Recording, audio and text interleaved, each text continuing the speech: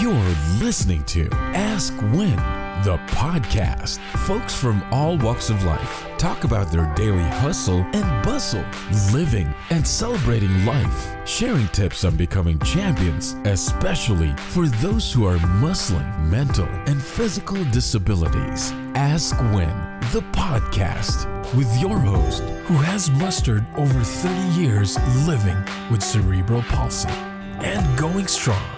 Author and cerebral palsy advocate Wynn Charles. Ask When, the podcast starts right now.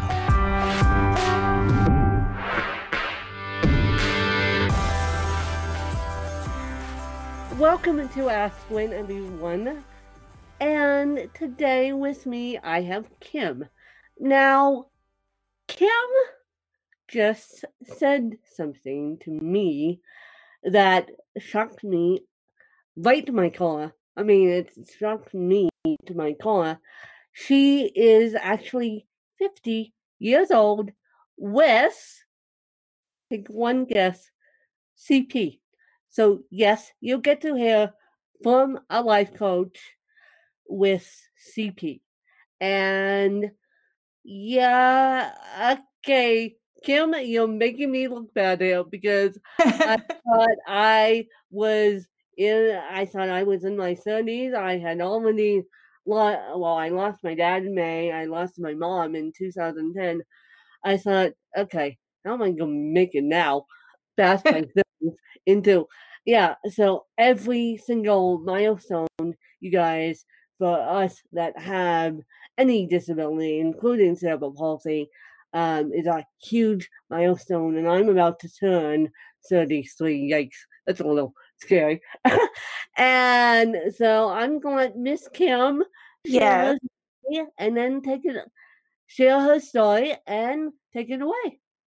Okay, well, by the way, this is my first podcast ever because I avoided all the social media stuff for years.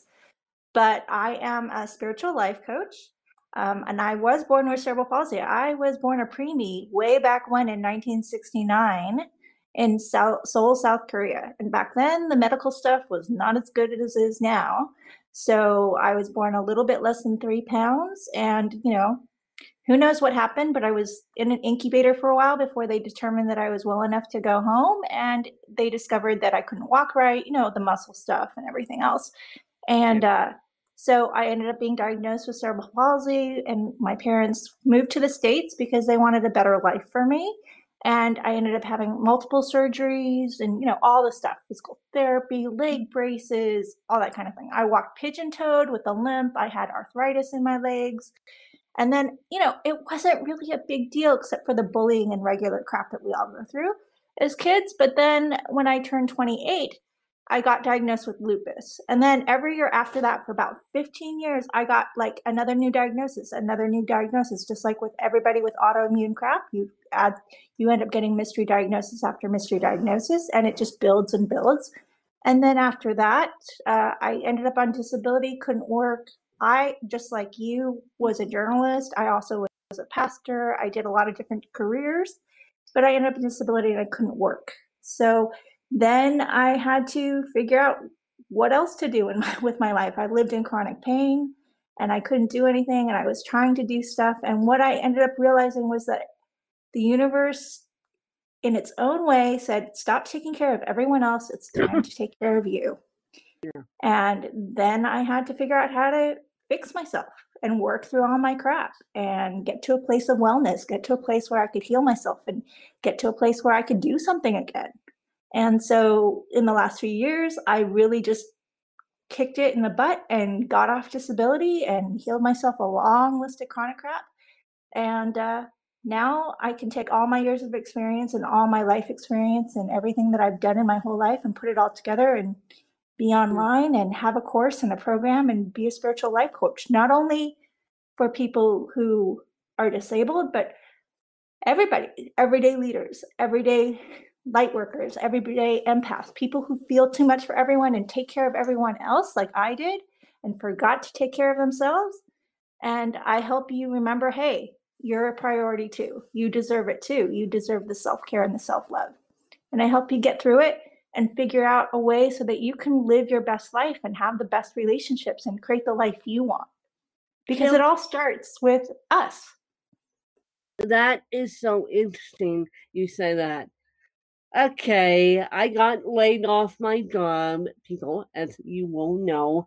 And so now I am working as a solo entrepreneur, working with multi-level marketing companies. And I just realized the other day that I was sitting here looking at a picture of my dad, who I lost in May, and I just realized, and he's standing behind me. I'm on a walk-on skis, and so, and I just realized that I have always had that mission to influence people, to teach people about cerebral palsy. Yeah. And I just realized, even though I don't like the term, that I am an influencer. Gee, You are an influencer. I I'm mean, like, what is this? yeah. What is this? So, yeah. And your dad's with you still, Yeah, helping you do this. You're never alone. Well, my dad was more the entrepreneurial spirit than my mom. Let's face it. But at the same time, I know where I stand. I will stand in justice for people with disabilities. I will represent these companies, multi-level marketing companies, and then I will be an influencer until the day I die. Yep. You are an influencer. It's not a will. You are one right now. And you and every single person, we are influencers. We influence, we are everyday leaders. We are everyday leaders in our families. We're everyday leaders in our jobs. We're everyday leaders in our communities. Whatever we do, we always are influencing someone else in our life. And, you know, it's become a term, I guess, in social media. Oh, you're an influencer. And it's kind of uncomfortable because you're like, what does that mean? To me, it's you influence everybody every day, every person you meet. And you're doing it on a massive level with this podcast and with everything you do. And I know you lost your job, but it cleared out this way for you to find another path, right? It did. Just like it did in my life. And I find so much in common with you because I was a journalism major before. And I, you know, when I was your age, I remember all the different turns and twists. And I got diagnosed with lupus at 28, so a little bit before your age right now, and things just was like a huge curve. I'm like, what the hell am I supposed to do now, right? And all the experiences, all the crossroads, you know, that happen, it's an opportunity for us to learn something about ourselves and then to grow, and then we end up sharing it, and then we end up influencing it because we learn from it, right? Exactly. So nothing's wasted. Nothing. No, nothing is wasted. And so, Kim, if your best friend had to write a book about you, what would the title be? What would the title be? I have 4 books in my head already, but one of it would be, I don't know, there would be something about freedom and releasing your shit. Freedom, yeah. Freedom and releasing your shit, because a lot of the stuff, when I got diagnosed with lupus, it was in the kidneys initially, and kidneys filter out your crap, right? So what I've had to learn when I went on my own healing journey and my own wellness journey was how to release your crap. You cannot live your life stuffing down your emotions, not dealing with your crap, not dealing with your worries, not dealing with your fears, not dealing with all the stuff that you bury inside of you. Because look, if you don't poop, if you don't shit, it turns into poop and then it blocks you up. And if you don't poop, you die. You die with your shit. So you have to release it. You have to sit there and face the stuff, face your shadows. The shadows cannot exist without light. The yin and the yang, there's a balance. You have to face it. You have to deal with those things that are making you uncomfortable and learn to release it. And then you have this freedom, and then there's something new that can come into your life. So maybe your job is not making you happy. Well, what about your job isn't making you happy? Maybe your relationship isn't making you happy. Well, it doesn't mean you leave it, but what about it? Why isn't it making you happy? What do you need to work on to make the relationship work for you? And so that you can have the life you want, have the dreams you want, have the good relationships with your family, the good relationships with your friends, the supportive relationships. A lot of us feel like we're all alone. Nobody's there to help us when we need it, or when maybe we help other people and nobody comes to help us when we ask for it, right? I mean, there's so many different reasons why we sit there and feel like, oh, I wish we had a different life. Well, you can have a different life. Yep. And so, Kim, what Yeah. is your morning routine? What's my morning routine? Okay, well, I get up. Sometimes I pretend to stay asleep and I sit there and I meditate in bed. Because, right now we're all together with our partners, and my partner gets up usually early up in the morning to start his job in the office. And then I used to do that, but since he's using the office, I end up using the bedroom and I meditate and I listen to whatever I want to listen to, whether it's music or sometimes I just sit in silence and listen to the air conditioner and just ask the universe, what am I supposed to know right now? Or what can I think about today? Or sometimes I daydream about my day or what I want for the future. And then I get up and just start feeding the cats, getting breakfast together, having a cup of coffee. And then I just go from one task to the next. I look at Facebook a lot because my business is on Facebook, and I catch up with posts and I catch up with comments. And then I work with my clients, people who message me, and my former clients and my future clients, and I help answer their questions if they're having any issues that day, trying to see, okay, what's your block for today? What do you want to work on for today? We can all set that intention every day. What do we want to work on? And if some conflicts come up, I deal with that conflict in my own personal life, or if conflicts come up with my clients or my friends, I'll sit there and help them through that too, and play with, I read a book sometimes when I get a chance. So far, I haven't had a chance in a while. I knit. That's my other form of meditation. I'm with my family, I'm with my animals, and now that we're all in COVID land, I just try to enjoy every day and every moment as best as I Enjoy can. every day. Yeah. And enjoy every day. And Yeah. then, if you had one piece of advice for someone with cerebral palsy listening to this podcast, what would it be? You can do anything you want, no matter what limitations you think you have. No matter just because we're disabled doesn't mean that other people don't have limitations too. The other quote unquote normal people, you know what their disability is? Their disabilities are in their mind.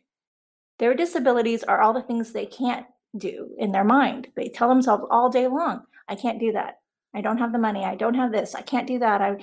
Everyone has limiting beliefs, and those are everyone's disabilities.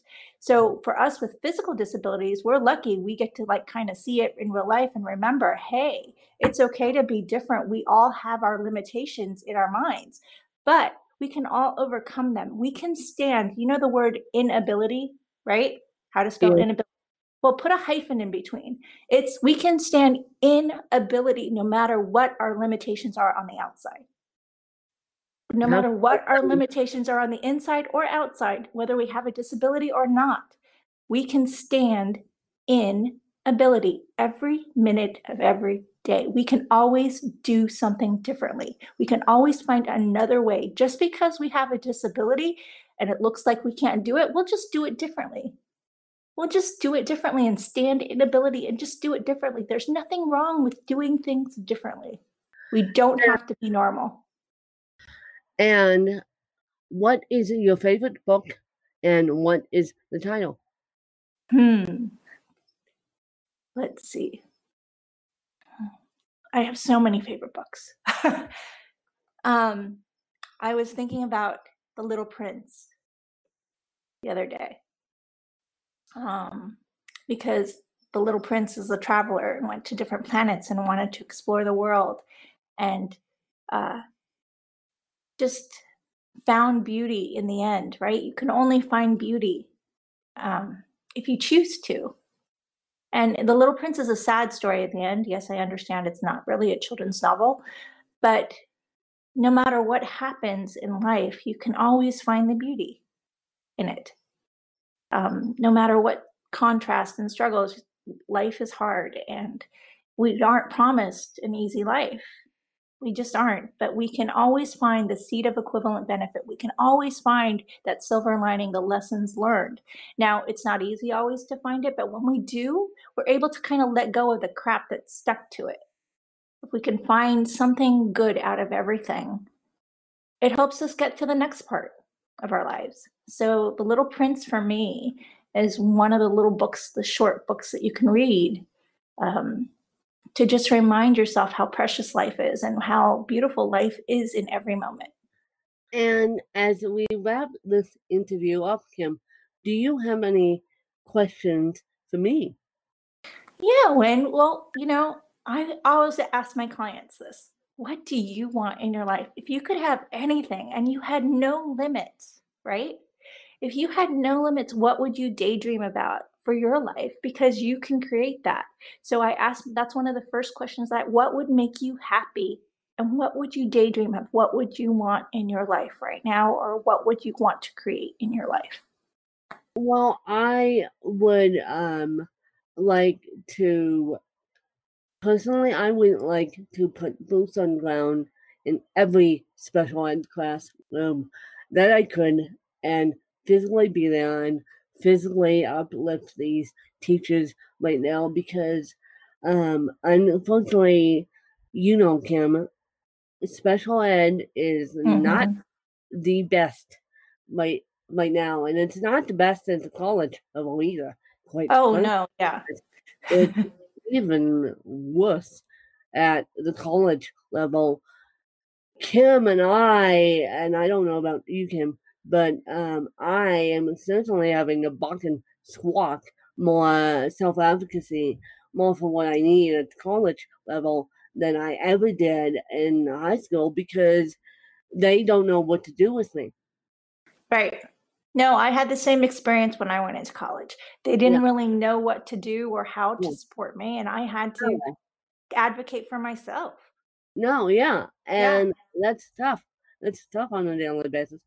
And so I am wanting right now, I'm wanting with my journalism degree and eventually my house coaching degree to go into special ed classrooms and physically hug teachers, say that everything is gonna be okay, and I want to help teachers help the kids in special ed. And and even though I swore I would never go into the education field again, I want to be a house coach for those in special ed. That's awesome. I remember when I was a special ed teacher's aide and as a kid, and that was just watching the special ed teachers. I was in awe with all the stuff they had to deal with. They were on the front lines for these kids. Yeah. And they're getting so screwed over right now. By the system. They're getting so screwed over right now in the system.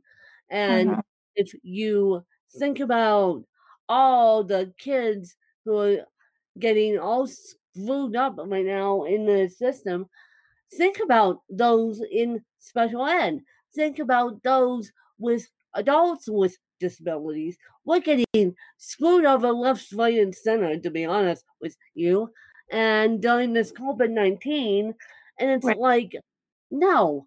I was talking to someone today whose husband is in pediatrics. He's a pediatric doctor, and I said to her, I want you to thank your husband for me because pediatrics is my middle name. And she goes, really? Thank you, I will. And so it's like, we forget, people say, oh, thank you to the nurses, thank you to the nurses, thank you to the nurses, secondly, thank you to the doctors. And then it's like, oh, forget about the aides, forget about the special ed teachers, forget about anyone having to deal with special ed. Mm-hmm. Yeah. We're in a lot of the special ed systems. I worked with a lot of parents with disabled kids and special needs, autism and Downs. Yeah. And I know what they go through with the IEPs and just trying to get the support they need. And Yeah, it's crazy. It's a whole bunch of red tape, more than I ever had as a kid.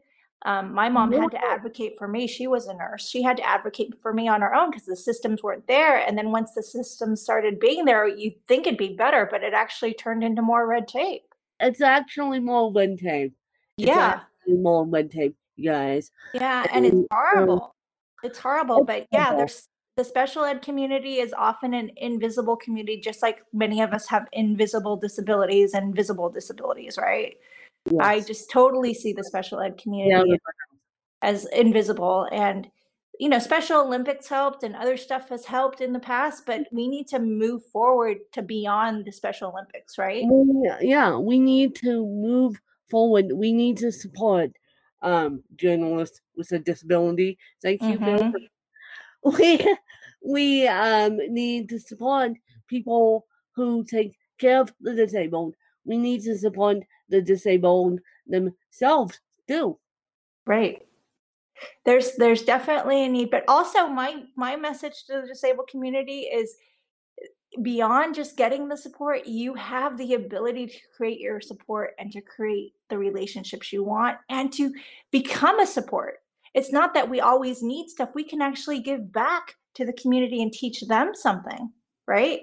You're teaching people something every day, every time you do a podcast. We don't have to be the ones always getting the support. We actually can give the support and actually be leaders and be advocates and actually help the community heal and understand and accept each other. Because one of the things with disabilities, what I believe personally, is when a quote unquote normal person sees a disabled person, it reminds them that we're not perfect, right? It reminds them that things can go wrong sometimes, right? Or unexpected things happen in life because disabled people don't look perfect all the time, right? So it reminds us that we are not all normal, that there is no normal. And this COVID thing is letting people learn finally on some level that there is no normal. We have to learn to get rid and let go of what we think is normal. Yep, exactly. And it's interesting that you say that. Now, Kim, do you have any other questions for me, or Dan did? No, that's the biggest question I ask my clients, because I think once we have a vision for our lives, because I love your vision with the special needs community and with the teachers, because the teachers in any field are often forgotten, right? Yeah. So I love your vision. So I just want to challenge every person to find what makes them happy and to daydream about what makes them happy and their vision for their life. And the more you daydream about it and picture it and see what it's going to feel like, the more it's going to come true. The more you're going to be able to create that for your life and find a place where you feel fulfilled and happy and with purpose and vision. It makes such a difference when we have a vision for our life, right? Yes, it does. And so, Kim, where can people find you?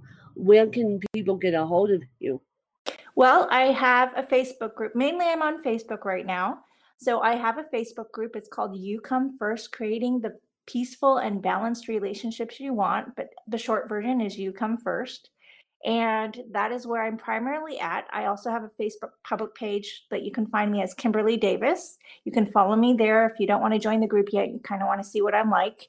And I do Facebook Lives and I post stuff on that page as well. But in the Facebook group is where I do like mini coaching sessions every week. And I give tips and tricks to finding the things that will make us have that peaceful and balanced life to create the best life we want, so that we can go beyond our limitations, go beyond what we think we can't do and start standing in ability and doing what we want to do, what makes us happy, and to create that life we really, really want to create for ourselves, whoever we are, and to dream big, basically.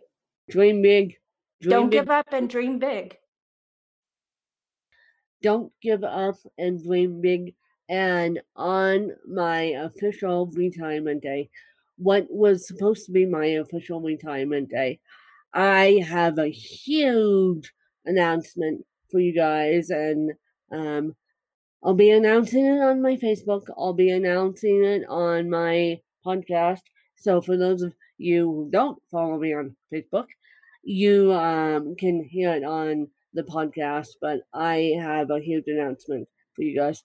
And so I just want to thank you guys for listening, and I just want to thank Kim for coming on and sharing her story, and support journalists, support disabled advocacy. But for right now, you guys, be strong, be happy, be sane, and we'll get through this. And Colorado's coming out of it, but Pickens County actually extended where I'm at. Pickens County actually extended the stay-at-home order, which makes me happy in a sense, because I am at high risk and I don't want to be land up in the hospital. So no way. So yeah, but for right now, be happy, be safe, be strong, and I'll catch you guys later. Bye, you guys. Bye. Nice to be here. You just listened to Ask Win, the podcast. To become a guest in the show, visit our website at askwin.weebly.com or call 816-591-3399. Just look for Danielle. Connect with Win on Twitter at WinKellyCharles and like our Facebook page at Butterflies of Wisdom. You can also purchase Win's book through Amazon.com or get a copy of the audiobook through Audible. Ask Win, the podcast.